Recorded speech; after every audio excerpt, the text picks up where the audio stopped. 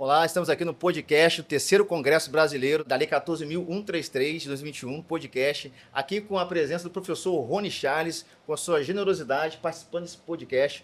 O professor Rony Charles, advogado, palestrante, escritor de livros, está aqui conosco para esse podcast. Professor Rony Charles, queria fazer aqui uma pergunta inicial para o senhor. O que o senhor está achando aí desse terceiro Congresso Brasileiro da Lei 14.133 de 2021 aqui em Fortaleza? O que você está achando?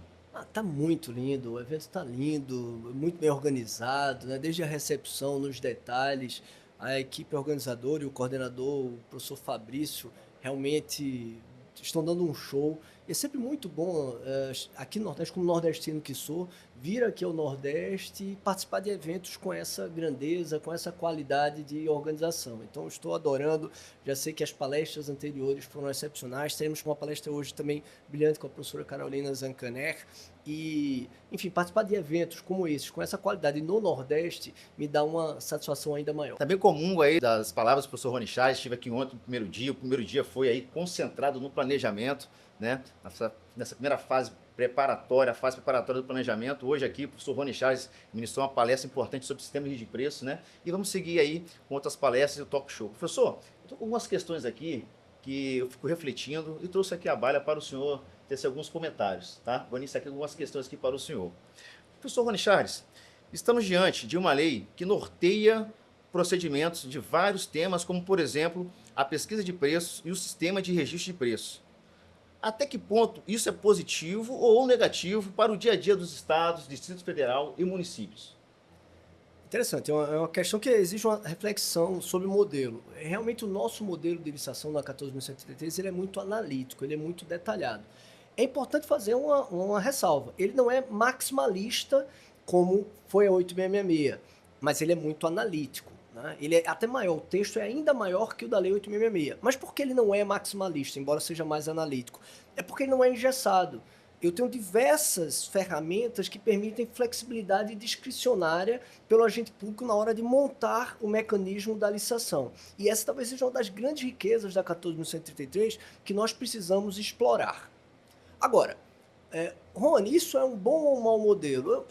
No primeiro momento, sempre fui crítico, porque para mim, licitação é tão dinâmica que o ideal era ter um texto mais enxuto e permitir que as regulamentações tratassem dos detalhes, dos procedimentos.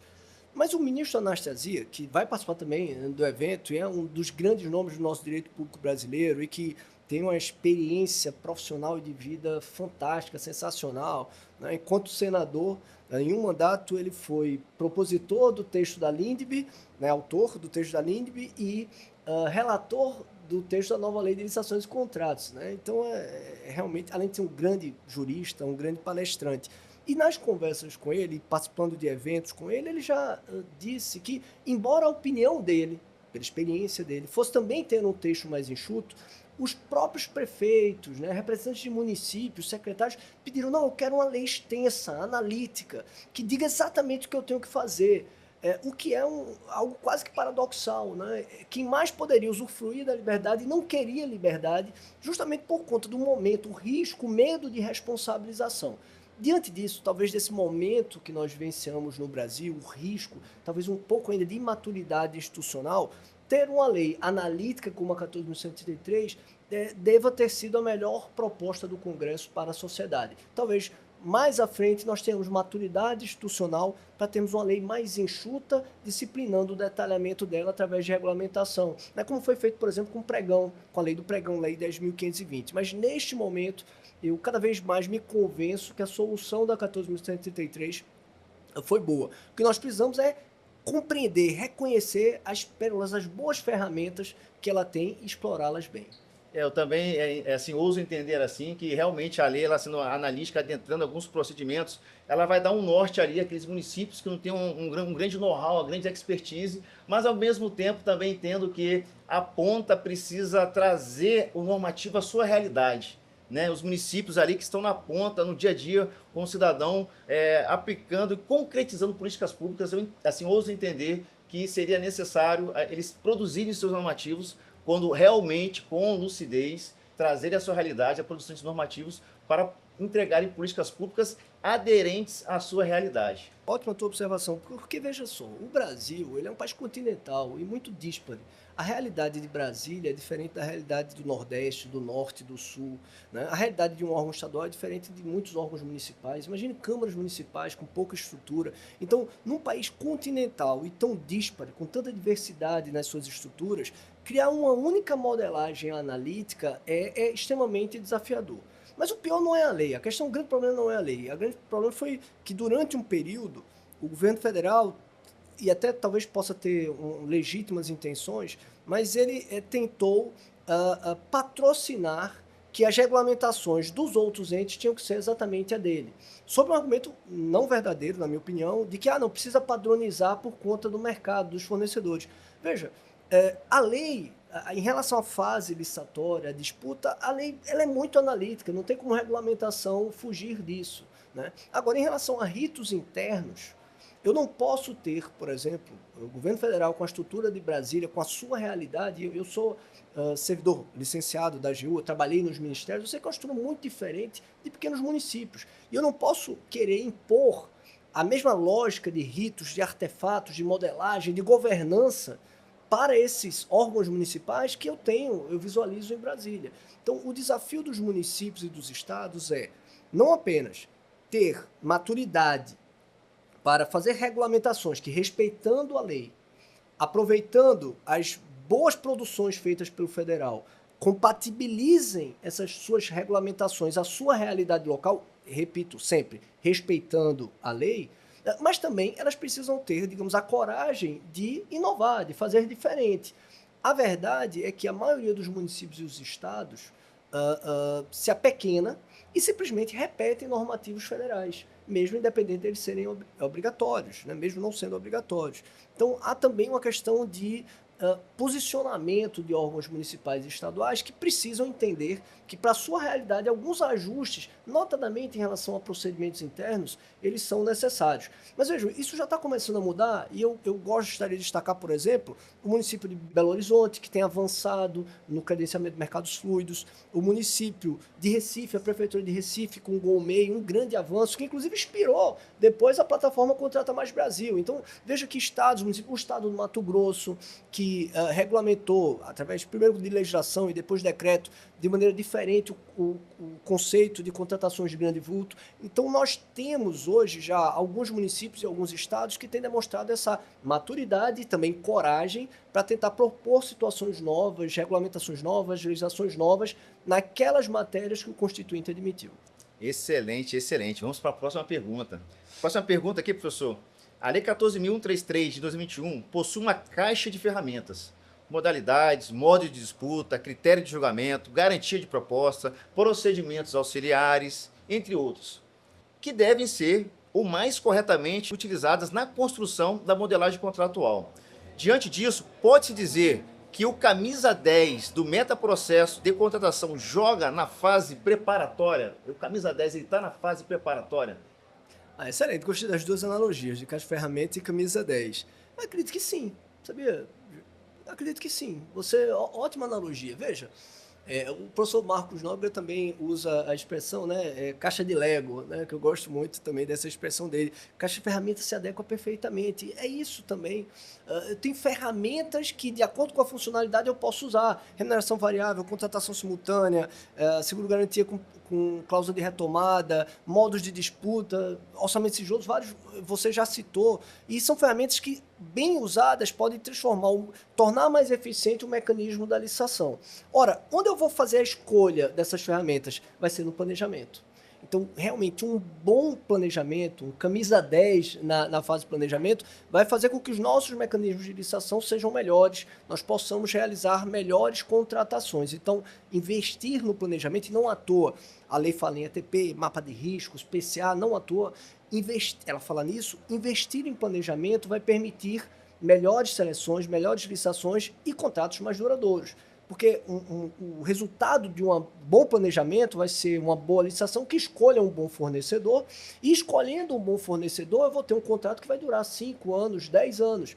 Então, olha que interessante, quanto melhor, olha que coisa para a gente refletir, Quanto melhor for o planejamento na 14.133, menos licitações nós iremos fazer.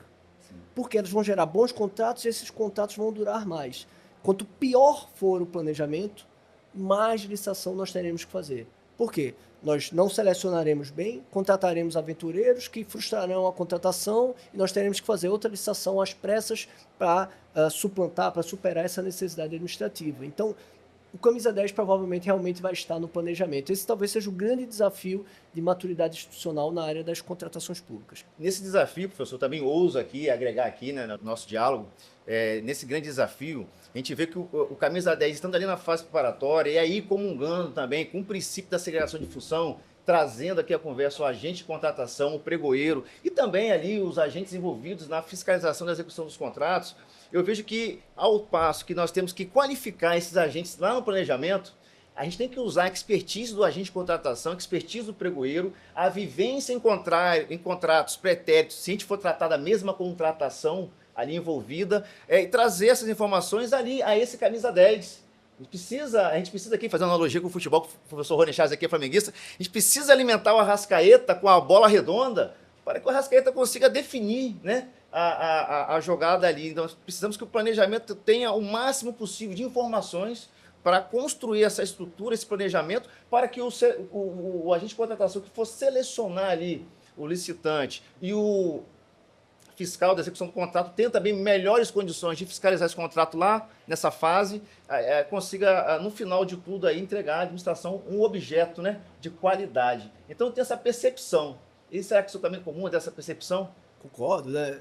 Já que você falou que eu sou flamenguista, né?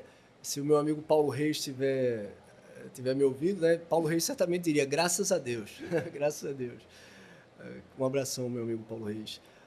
Veja, eu concordo com você, tá? Concordo plenamente. A gente tem que respeitar a segregação de função, mas a segregação de função não pode ser percebida de maneira cega, de maneira irrefletida, né? Veja, se eu faço uma licitação, a licitação é mal elaborada, mal montada e ela não funciona, o certame não consegue contratar um bom fornecedor, aventureiros, da licitação deserta, fracassada. Veja, o agente de contratação tem informações importantes que devem ser municiadas no próximo planejamento para que eu não faça a modelagem errada de novo, dando o mesmo problema.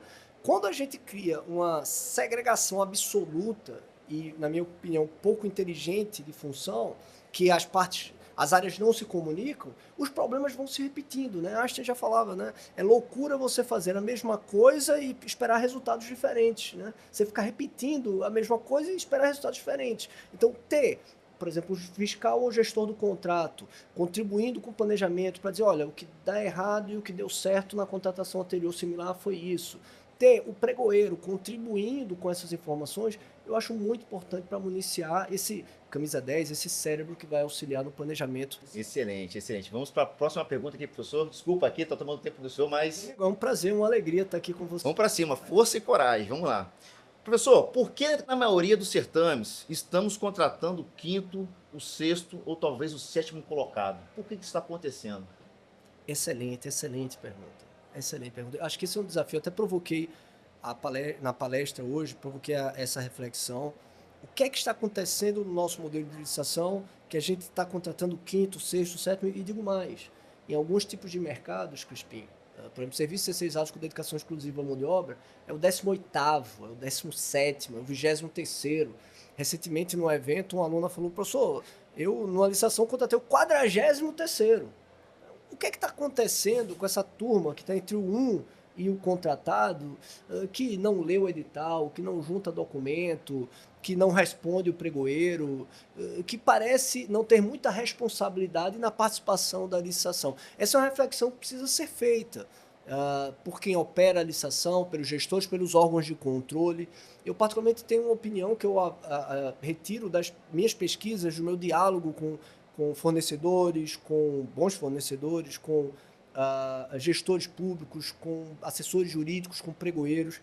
Na minha opinião, o mercado de licitação, notadamente na plataforma GovBR, que é gratuita, ele está repleto de aventureiros, que eu carinhosamente chamo de doidinhos, né?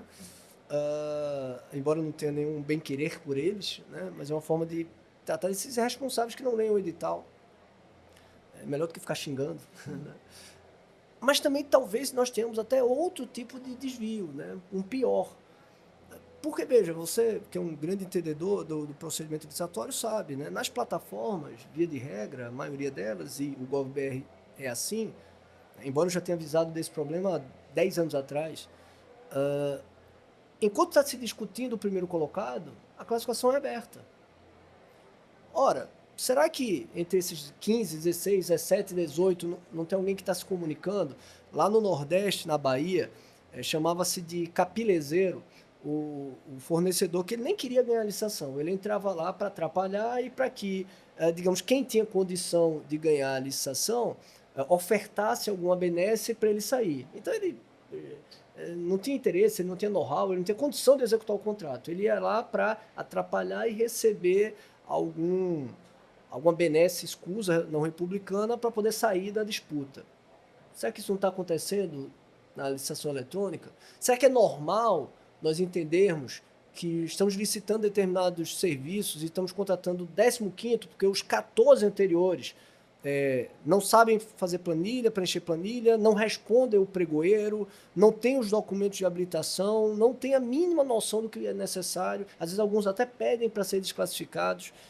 Essa é uma reflexão que precisa ser feita, porque o ambiente das licitações ele não é construído apenas pelas instituições formais, como ienes, lei, ele é construído também pelas instituições informais, o comportamento que começa a se sedimentar entre os agentes participantes por conta dos incentivos que são firmados. Uma plataforma gratuita como o GovBR, na minha opinião, acaba estimulando a participação de aventureiros ou talvez até alguns com um perfil pior que isso. Por isso que eu brinco, não tenho nada contra o GovBR, pelo contrário, acho que a SEGES, por exemplo, que coordena, o SERPRO, faz um grande milagre com os recursos disponíveis que tem. É muito difícil atender a demanda que eles têm, que é gigantesca, né? Tem agentes muito qualificados na Secretaria de Gestão, desde a época que era SLTI, o nome, né?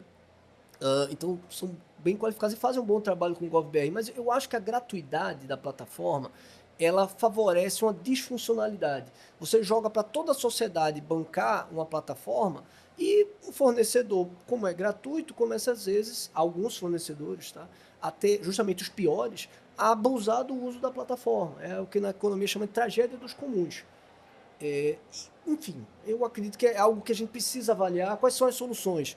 Cobrar, mudar essa questão do anonimato, manter o anonimato até a fase imediatamente anterior à declaração do vencedor. Então, talvez precisamos mexer em alguma coisa nas regras para que, digamos, essa situação que para mim é muito preocupante e pode estar encobrindo desvios, inclusive, não republicanos, ela tem acontecido nas licitações. Agregando ao que o senhor trouxe aqui, né, ousando agregar, eu sempre gosto de usar essa expressão, nós sabemos que, preferencialmente, as licitações hoje serão realizadas no formato eletrônico. E isso, como o senhor ensina, e eu comungo, eu tenho um livro aqui do senhor, isso reduz o custo transacional, amplia a competitividade e acaba atraindo licitantes ali responsáveis pela facilidade de se participar daquela licitação, né? Então há esse chamativo, há esse perigo de se facilitar a participação, ampliando a competitividade, tendo possivelmente alguns licitantes ali responsáveis. Eu queria pegar um gancho nessa colocação do senhor e fazer a seguinte pergunta: será que eu, aumentando a baliza ali dos processos sancionatórios, eu consigo fazer essa seleção também, sancionando esses licitantes e afastando ali de maneira mais assertiva esses licitantes, e não só as empresas, mas também usando ali, talvez, a realizar uma despersonificação da pessoa jurídica? Três pontos interessantíssimos, tá? Me permita levantar 3 pontos dessa tua fala, muito interessante. A primeira é a seguinte, é que nós tivemos um avanço para as licitações eletrônicas. As licitações eletrônicas representam um grande avanço nas contratações públicas, né? Ajudaram a democratizar as licitações, reduziram muito o custo transacional de participação, né? Trouxemos muitas empresas para esse mercado das licitações, mas é preciso avaliar se essa inexistência de custos transacionais não gerou algumas disfunções, e na minha opinião tem gerado, porque o custo transacional é muito baixo para, às vezes, um personagem que não é uma empresa, digamos, no mundo real, mas ele entende de licitação um pouco, ele entende de sistema, ele fez um curso e consegue operar o sistema, E às vezes o custo é alto para o fornecedor do mundo real, o dono da padaria, o dono da papelaria, para ele o dono da ótica, para ele é um custo alto, porque ele tem que contratar um profissional para fazê-lo. Então, talvez isso tenha feito com que eu tenha várias dessas empresas que vendem, os alunos costumam falar, vendem alfinete a foguete, mas no mundo real não vendem nada, são atravessadores. Existem até bons atravessadores, mas existem atravessadores que não são bons, né? E esses não bons é que, para mim, vão gerando alguns desvirtuamentos nas licitações. Isso precisa ser avaliado. Segundo ponto, a gente não vai abrir mão da licitação eletrônica. O que a gente precisa é, usando as ferramentas que a Lei 14.133 oferece, ela tem ferramentas para isso, a gente modelar o mecanismo de maneira que eu dificulte esse tipo de personagem que está desvirtuando a licitação. Então, é entender, esse é o grande desafio da 14.133, é entender as ferramentas que ela te oferece para você modelar o mecanismo da licitação, porque a licitação, economicamente, ela é um mecanismo para regular a interação entre as partes. Então, modelar bem esse mecanismo, e a lei oferece ferramentas para isso, é o grande desafio. E em terceiro, as sanções são também ferramentas importantes para a regulação desse sistema. O problema é que ela não vai ser a solução por si só. Por quê? Porque tem um custo alto. Então a gente está falando de licitações que está sendo contratado 15º. Imagina, abrir processo sancionatório contra 14. É um custo para a organização pública, né? Agora, enquanto a gente não sancionar, esses 14 vão continuar atrapalhando as licitações. Então é muito importante ter processo sancionatório, sim, para ajudar a regular o ambiente licitatório, e esses tipos de licitantes não voltem mais às licitações. E aí cabe uma observação. O Tribunal de Contas da União, repetindo a jurisprudência no passado do pregão, já agora em 2024, sob a égide da 14.133, um acordo, se não me falha a memória, do ministro Augusto Scherman, ele já provocou responsabilidade dos agentes públicos que conduzem as licitações sugerir a apuração, a abertura de processo para apuração de ilícitos praticados na licitação. E está lá no artigo 155 da Lei 14.133, é ilícito não manter proposta, declaração falsa, documentação falsa, tudo isso é ilícito administrativo que ocorre diariamente nas licitações pregão, com omissão, infelizmente, de alguns pregoeiros ou agentes de contratação, em informar a autoridade superior de que deve ser aberto processo sancionatório. E, de acordo com o TCU, pode ser cobrada a responsabilidade nessa omissão. Eu queria trazer a última pergunta aqui para o senhor. Professor, como inovar com segurança? Um dos objetivos do processo licitatório é a estimulação e inovação. Como inovar com segurança? Isso é um grande desafio, né? A gente precisa mudar um pouquinho essa compreensão, porque, veja, não tem como inovar sem risco, tá? É íncita a inovação você absorver determinado risco. É como empreender. É isso, você tem algum risco. Então sempre vai haver risco de falha, risco de erro, né? Então a gente precisa ter um amadurecimento das nossas organizações, inclusive de controle, para compreender que há um risco quando eu tento inovar, e se eu reprimir demais a tentativa de inovação, eu vou ficar sempre no mesmo, né? Nunca vou ter avanço, né? Mas acho que os órgãos de controle têm avançado bem para isso. Agora, enquanto órgão de execução, qual é a solução? Para mim é institucionalização. Normativos, regulamentos. Na experiência agora na advocacia privada, nós temos trabalhado, né, com estatais, com tribunais, com órgãos de administração pública, fazendo regulamentações na área das licitações e das contratações. E o grande desafio, eu sempre coloco, né, no debate, no diálogo, é entender as dores dos agentes para, poxa, são esses os problemas, vamos institucionalizar soluções para elas, né? Para elas. Então, quando eu institucionalizo soluções, eu tiro o risco de responsabilização, porque é a organização que está dizendo, neste dilema, a solução a ser aplicada é essa. E os órgãos de controle, obviamente, vão respeitar essas regulamentações. Obviamente, claro, que eles entendam que ela foi desvirtuada, eles vão sugerir a mudança da regulamentação, mas o agente público fica mais seguro para inovar. Citar um exemplo simples, né, que eu citei na minha palestra. Um debate que havia a nível federal. É possível o órgão participante ser também aderente da mesma ata? O Regulamento Federal institucionalizou uma possibilidade. Então, ele deu segurança para que você possa fazer adesão nessa ata, mesmo tendo sido participante, para itens que você não foi participante. Agora, por exemplo, no mesmo sentido, o decreto foi omisso sobre a renovação dos quantitativos na prorrogação. Aí você, servidor, que é responsável pela ata, na hora da prorrogação da ata, diz, puxa, eu renovo ou não renovo? Você fica inseguro. Não tem jurisprudência do TCU. Eu posso fazer isso? Eu posso inovar e fazer?